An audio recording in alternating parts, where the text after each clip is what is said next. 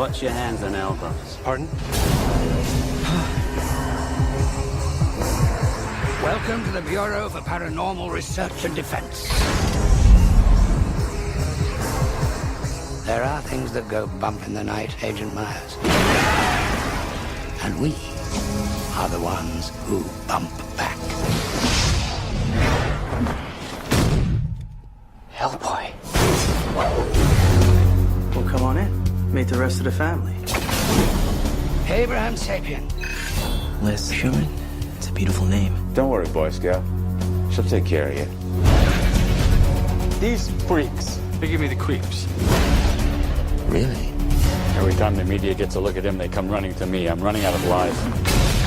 If there's trouble, all us freaks have is each other. What the hell is that? Something big.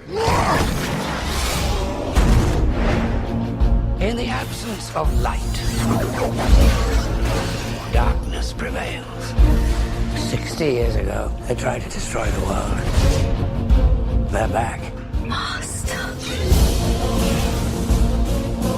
Oh my God. Behind this door, ancient evil. Oh well. Let me go in and say hi.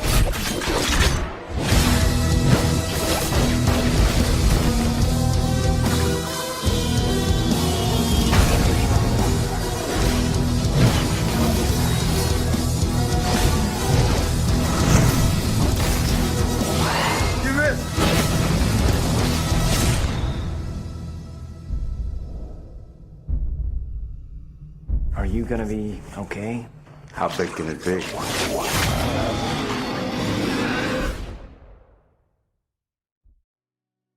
Welcome back to our humble San Diego podcast. I am your host, Swan, and alongside me today, we welcome back our friend and longtime musical collaborator, Admiral Atlas. What's up, dude? What up? How's it going, guys? So, join us for episode 253, The Right Hand of Doom, as we discuss Guillermo Del Toro's first Hellboy installment from way back in 2004.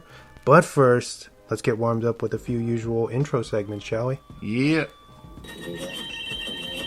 And now for a special news report. Brought to you by Drop the Mic. Alright, so pop culture news.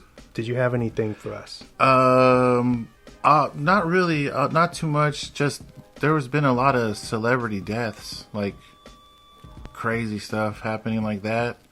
But no, for the most part, I don't.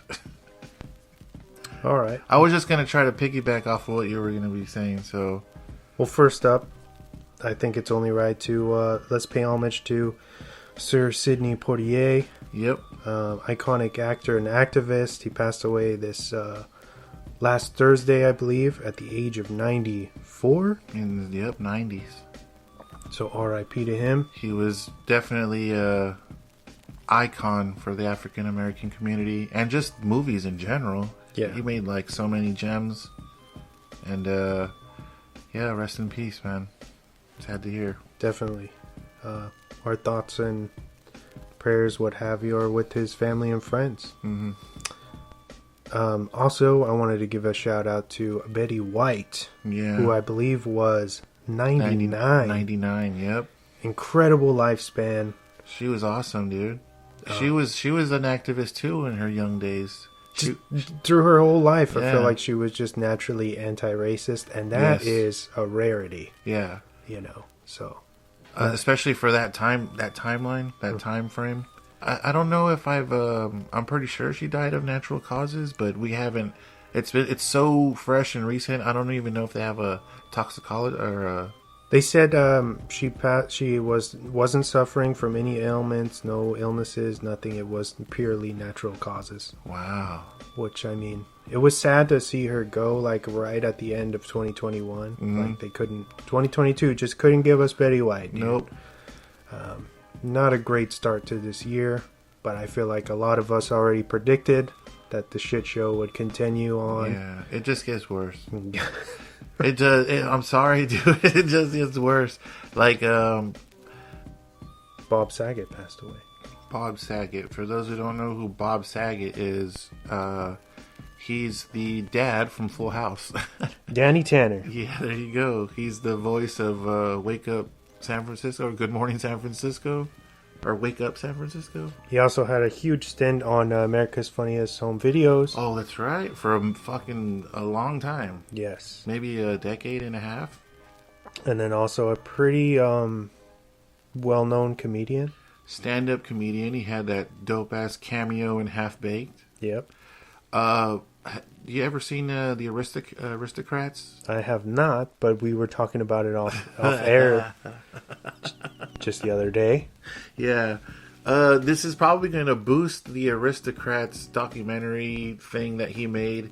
But if you're into that, it's basically every comedian's like dirty joke. It's called The Aristocrats. He made it into a documentary.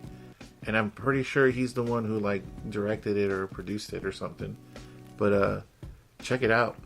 Also, rest in peace to Bob Saget. Yeah. We the cause of death is unknown at this time. Yeah, I think they just found him. They found him in his hotel room in Orlando, Florida, which looks like he was just kicking off his a comedy tour. Mm-hmm. And that's if I was doing my research correct, I think he was on his first stop only. So definitely a bummer there. Huge loss to the world. You think there's any foul play? They say that judging from the scene, that there was no evidence of foul play or drug use so far. Oh.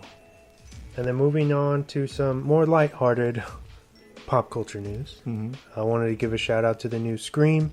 Ooh. Which is for the first time ever being directed by somebody else, and it's going to be the Radio Silence team who did. I think they were in charge of one of the VHS short films, and then they just had, I think it was 2019, Ready or Not with Samara Weaving, which is a great film. Yes. So I'm expecting big things. Same here. From Scream. Hopefully we're not horribly disappointed. Hopefully the Admiral's Cove prediction doesn't come through and like ruin everybody's life. Pop culture life. That's right. That they've been so fragile holding for decades now. When did the first movie come out for Scream? 1996. Damn. And it revitalized horror as we know it, like because it became real cheeky, self-aware, and at that time slashers were very looked down upon. They were kind of B-rate, kind of like they weren't as cool or hip as they are now. It's like they were like a step above pornography, pretty much. A little bit, yeah, because you get to see boobs with blood on them. So yeah, Scream single-handedly came in and just set the standard for scary movies for a while and generated like years of copycats, essentially. It really does have a good story premise too, of like the small town killer or killers, but especially going after like just teenagers because it's relatable to your target audience, which is popcorn teenagers. Yep. That we're just gonna go back to the movies. Unlike now, how do you target somebody now? We can't even go to the fucking movies. Oh, you making popcorn? But also, I don't want to forget this. We're having a giveaway for the Drop the Mic That's right. podcast. 2 sets of custom face masks to keep yourself protected will be given away for free. Nice. This Wednesday, which is the 12th. A day before the premiere of the Scream movie. And so your rules is just follow at Drop the Mic _podcast. On Instagram. Yes, on Instagram. Tag 2 of your friends and leave your favorite quote from any of the films thus far. And then on Wednesday at some point we will randomly generate 2 winners. Awesome. And then you guys, it'll be up to you to give us your address so we can get those out to you. And let me just say, the face masks that they're giving away are really cool. They look like some really awesome Scream theme face masks. And when we say face masks, like, the COVID mask you wear for COVID shit, Yeah. So if we're going to have to wear them, especially with the mandate in California now, yeah, might as well look cool. Look rad. So hopefully you guys are into that, excited. Check out the page. There's a bunch of stuff going on about. You can see all those pictures on there about the masks too. Yes. And follow House of Shar, who hand makes masks in general. There you go. Amongst other stuff, at House of Shar. Moving on into our last bit of news, Jared Leto's Morbius solo film will again be pushed back from its January 28th date to April 1st. There's no word on any reasons why they chose to do this. Probably having to do with, again, COVID strikes. Yeah, I would think so, but why April 1st? I'm curious to know. That's actually my sister's birthday. So. Oh, is it really April Fool's Day? Yeah. Does April Fool's have anything to do with the storyline? No. I mean, I could be wrong, but I doubt it. It is a Friday, so maybe they're just looking for some sort of marketing pitch for it. Or they want to distance themselves from Spider-Man a little more so that people go and actually see Morbius. Is it going to be IMAXed out? Honestly, I'm not sure. Actually, I think it is going to be an IMAX. Okay. I'm pretty sure. Oh no, I said that in the Cove. Last time was in the Cove.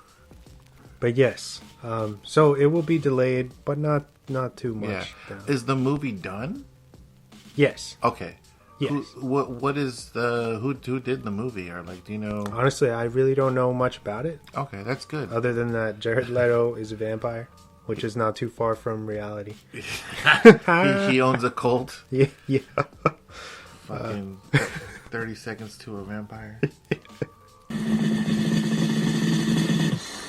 And now it's time for the weekly recommendations. I'll go first so you can wrap it up, because I've been watching some random ass shit, dude. Wrap it up, B. Yeah. So, I'll do something that I actually started. I started it today. I watched the first hour of it, so I just already off the bat recommend it if you have Amazon Prime. It's the Kid Cudi documentary. It's called A Man Named Scott. Okay. And just the first, I haven't finished it, but I really want to finish it. It's I watched the first hour, and it just shows you not only from his point of view, but just an artist's perspective during that time, and how he was discovered just through MySpace. He was just discovered through MySpace, and it shows different interviews from different producers. It shows Kanye before he turned all crazy, pretty much. It was Kanye pre-running for president, so he's kind of still talkative. But it's a good one. A Man Named Scott on Amazon Prime. Second one that I'm going to be recommendationing is Malibu's Most Wanted on Netflix, dude. And that's Jamie Kennedy. Have you talked about the experience of Jamie Kennedy yet? No. Your stand-up? I have not. Do you want to talk about the Jamie Kennedy experience? Sure. I mean, when you're ready. Yeah. So that's my second rec, which is Malibu's Most Wanted. If you haven't seen Malibu's Most Wanted, it's about a white rapper. That's all I'm gonna say. Just watch it. It's good. Third, I'm gonna go with I'll go Big Fish, because I just actually watched that today, and that's on Netflix. They put it on Netflix. If you haven't watched Big Fish, directed by Tim Burton, starring Ewan McGregor, Danny DeVito, a bunch of other people that Tim Burton loved, check it out. That's on Netflix. So I'm gonna go Big Fish, Malibu's Most Wanted, and A Man Named Scott. Very nice. Cool. Like him.